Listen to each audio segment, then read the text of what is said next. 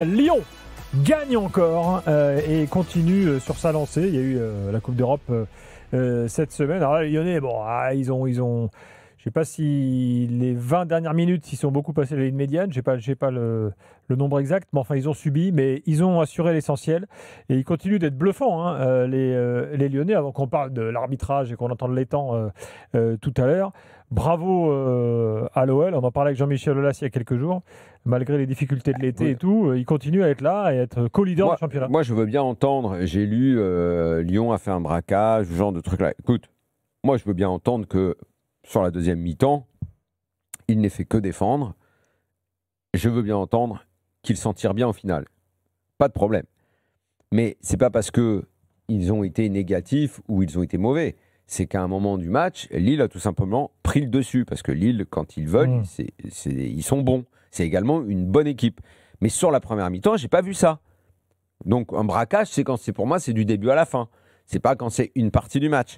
Sur la première période, je vois pas Lille largement au-dessus. Pas du tout. Je vois deux équipes qui d'abord me plaisent parce qu'elles ont un souci de jouer, que techniquement elles essayent d'être propres, que les entraîneurs sont tous les deux ambitieux, essayent de proposer quelque chose. Cette première mi-temps, je ne peux pas dire que Lille a écrasé Lyon, que Lyon ne mérite pas son but, avec d'ailleurs un but qui ressemble à celui que Tolisso avait marqué, le même centre. C'est du tableau noir. Exactement. Donc moi j'aime ce que propose Lyon sur la première période. Après, que Lille, parce qu'ils sont menés et parce qu'ils ont également beaucoup de qualité, ils arrivent à les faire reculer, mais on peut quand même féliciter Lyon pour leur performance depuis le début de la saison et même dans ce match. Dans une première mi-temps, tu mènes, tu joues bien, le match est équilibré. Sur la deuxième mi-temps, tu es harcelé, tu es dominé et tu tiens, tu es solide et tu as un gardien. Oh, il est bon, ce gardien. Dominique Griffe, là. À la fin, moi, j'ai envie de dire bravo les Lyonnais. Bravo Lyon. Franchement, bravo Lyon. Non, mais bravo. Comme depuis le début de la saison. Bravo Lyon, parce que si tu englobes tout le début de la saison, aller à Rennes, recevoir Marseille, aller à Lens, aller à Lille et terminer avec 15 points sur 18, c'est énormissime. Ah ouais. Faut dresser un gros coup de chapeau à toute l'équipe, à Paolo Fonseca, parce que personne n'y croyait. Et ça, c'est quelque chose de dingue.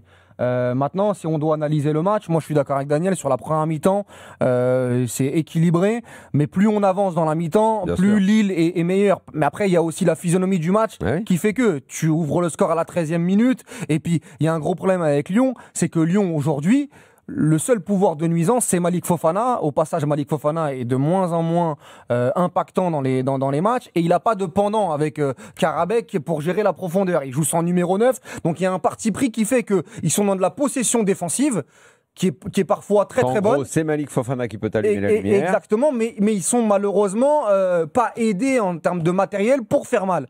Et de l'autre côté, t'es beaucoup plus fourni. T'as pas un gros neuf. Exactement. Mais t'as des mecs qui se battent au milieu. Par contre, la deuxième mi-temps, pour moi, la deuxième mi-temps, elle est lilloise.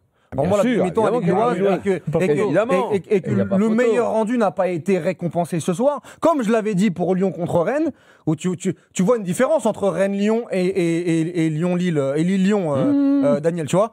Pour moi, Rennes n'a pas mis le bouillon en deuxième mi-temps que Lille a mis ce soir. Absolument, et le parcours aurait été tout à fait logique. Oui, moi je dis pas que ça n'aurait pas été logique. Au vu de la physionomie. Mais par contre, il y a des vertus qui ressortent de ce match. Sauf que pour continuer ta comparaison, Rennes, qui est mené, tu les critiques, tu dis qu'ils sont pas bons, alors que Lille, tu dis les gars, vous avez fait ce qu'il faut. Parce qu'à l'époque, Rennes, j'avais pas le sentiment qu'à 11 contre 11, ils pouvaient revenir. Là, Lille, à 11 contre 11, il y a Fernandez Pardo qui fait un match, mais la deuxième mi-temps qu'il fait, Fernandez Pardo, mais lui, ici, il a la tête bien faite.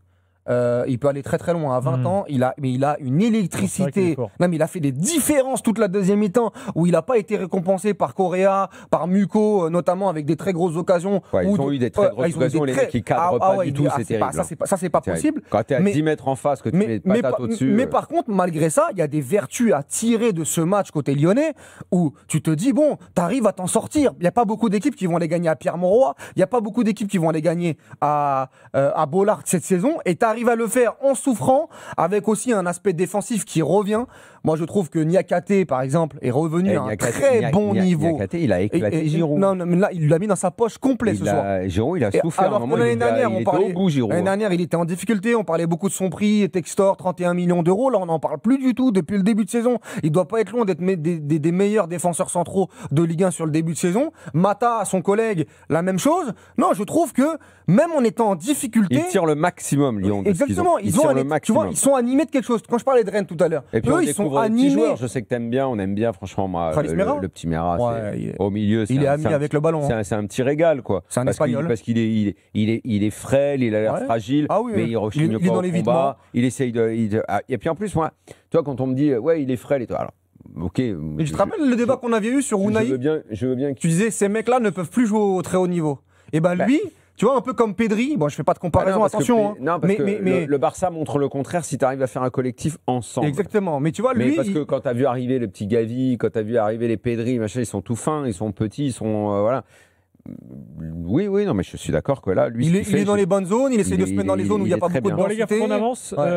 Et si on veut dire un mot d'arbitrage, il faut le faire maintenant. Donc écoutez Olivier Létang, donc Genesio a pris un rouge, tout le monde l'a vu. Et écoutez Létang après le match, pas content du tout après les arbitres. Tous les week-ends, quasiment tous les matchs, on a des problèmes avec l'arbitrage. Pas là pour me plaindre, encore une fois, c'est tout le monde. J'ai eu Monaco ce matin par rapport au carton rouge qu'ils prennent, à mon avis, injustifié hier, donc c'est plus possible. Donc on nous demande, pour le spectacle, de mettre des caméras dans les vestiaires, de mettre des caméras dans les bus. Mais si sur le terrain, on a effectivement des contenus d'arbitrage comme ça, donc je pense que c'est de notre responsabilité à tous, en commençant par le président de la Fédération française de football, puisque l'arbitrage dépend de la Fédération française de football. C'est le moment pour se mettre autour d'une table. Aujourd'hui, il n'y a pas d'échange, il n'y a pas de contradictoire. Il faut absolument qu'on règle ce problème dans l'intérêt de tous, je le rappelle.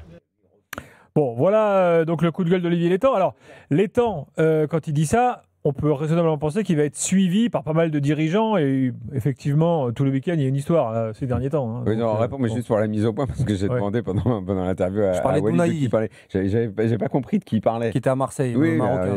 Qui maintenant en Espagne, j'avais oublié l'existence de ce joueur. Oui. Et la seule différence, c'est que lui, il avait peur du contact. Oui. Lui, il a peur d'y aller. Alors que Mera, il n'a pas peur d'y aller. Oui. Dans l'évitement, etc. À partir du moment où t'es un peu fragile, mais t'as pas peur d'aller au contact et tout. Il y avait le contexte marseillais aussi qui faisait que, je pense. Mais il a quand même un petit peu peur. Les joueurs qui ont un peu peur d'y aller. Bon, pardon, oui, l'arbitrage. Moi, j'ai déjà dit tout à l'heure. Moi, c'est pas. Il peut se plaindre des arbitres, machin. C'est pas ça le problème. C'est le système. C'est l'arbitrage à la française. Mais est-ce qu'on doit reprocher quelque chose aux arbitres qui, en fait, ne font que respecter les consignes ? Non. Non. Mais moi, excusez-moi, messieurs, mais sur le match de ce soir, il y a une grosse erreur. Quoi, sur le Lille-Lyon ? Le Lille-Lyon. Pour vous, il y a rouge sur Boadi et rouge de Malik Fofana. Le problème, lui, ce qu'il dit, c'est l'histoire du jeu trop haché parce que. Tu penses qu'il parle de ça, lui ? Je pense que c'est ça qui a pas sûr, moi. En fait, les arbitres français ces derniers temps, quand ils sont en Coupe d'Europe, il y en a pas les mêmes consignes. Il y en a pas plein qui sont qualifiés de bons. Donc tu te dis pourquoi ils sont bons au niveau européen et pourquoi tu as envie de leur dire vous n'êtes pas bons quand ils sont en Ligue 1. Donc comme tu dis, c'est une affaire de consigne. Donc tant qu'en France, on sera dans la doctrine de la protection à outrance du joueur, ce qui n'est pas une mauvaise idée évidemment, mais la protection à outrance, c'est de croire que je te mets la main sur l'épaule, je t'ai déjà agressé. Faut juste se calmer un petit peu. C'est juste une mesure. Et là, je pense qu'on est au-delà de la mesure. On est dans l'extrémisme de la protection. Allons au bout de la démarche. Parce que finalement, donc on l'a dit, il y a un triumvirat à la tête de l'arbitrage français. Eux, ils ont pour consigne, ils laissent pas, ils n'ont pas la consigne, laisser vivre le duel, laisser vivre le jeu. Les fameuses consignes de début de saison, en fait, ils les prennent tout seuls. Il pourrait y avoir, par exemple, une sorte de discussion avec les coachs. C'est au niveau national. Tu veux dire, c'est à la DNA ? Oui, bien sûr. La DNA décide seule. Bien sûr, il décide. Anthony Gauthier, Landreau et c'est qui l'autre ? Delerue. Non, mais on pourrait avoir pendant l'été, je sais pas, un petit symposium, un truc, une discussion avec les coachs. Bon, les gars, ok, pour améliorer le foot. Comment vous voulez qu'on arbitre ? Pour améliorer le foot, quelles sont vos propositions ? Voilà les nôtres, et puis on trouve une sorte de. Mais en fait, là. Si les mecs sont capables de s'adapter, l'atelier et compagnie, là, ou immédiatement. Parce qu'après, il faut dire la vérité. Moi, je veux les défendre, les arbitres. Attention. Bien sûr, je veux les défendre. Moi, je vais le dire de façon un peu crue, mais l'arbitre, c'est un business aussi. Le mec, il travaille. Il doit respecter des consignes. Il n'a pas envie d'être sanctionné et de ne pas arbitrer la semaine d'après. Oui. C'est aussi leur vie, c'est un travail. travail. Tu dois l'arbitre de Lille ou l'arbitre de Rennes, machin, ça n'a pas de sens. Le mec, il n'a pas envie de perdre son taf, d'être suspendu, de ne pas arbitrer ou de retourner en Ligue 2 ou de ne pas avoir de match pendant 15 jours. Le problème, c'est les consignes et la façon dont on décide des consignes. Exactement. Donc c'est pour ça que je te demandais. Puisqu'en UEFA, ils n'ont pas les mêmes consignes. C'est pour ça que je t'ai demandé pourquoi est-ce qu'on pourrait parler avec Michael Andro. Il a le droit de parler, Michael Andro. Mais pour vous, le coup de gueule de l'invité, mais comme il est déjà venu il y a quelques jours. Pour vous, le coup de gueule de l'étang là sur le match d'aujourd'hui, il est légitime. Non, tu peux jamais parce que tu vois par exemple, on avait fait un débat avec Jean-Louis et Daniel sur Mathieu Louis-Jean qui était sorti après Rennes sur le rouge de Morton. Ouais, il doit pas sortir et tout, etc. Le débrief a donné raison à Lyon. Oui, exactement. Mais pour moi, à ce moment-là, le rouge de Rouault pas donné, à ce moment-là, Mathieu Louis-Jean était légitime de sortir. Autant l'arbitre, je l'ai trouvé dépassé aujourd'hui sur ce qu'évoque Daniel, l'arbitrage à la française où tu sens il fait des fautes à l'envers, etc. Mais on reproche de ne pas donner de rouge, il n'a pas donné de rouge. Enfin non, on reproche de donner trop de rouge. Là, il n'a pas donné de rouge. Et Olivier Létang, il arrive en disant bon, en plus, j'ai eu Monaco ce matin. Oui, Monaco a été lésé hier.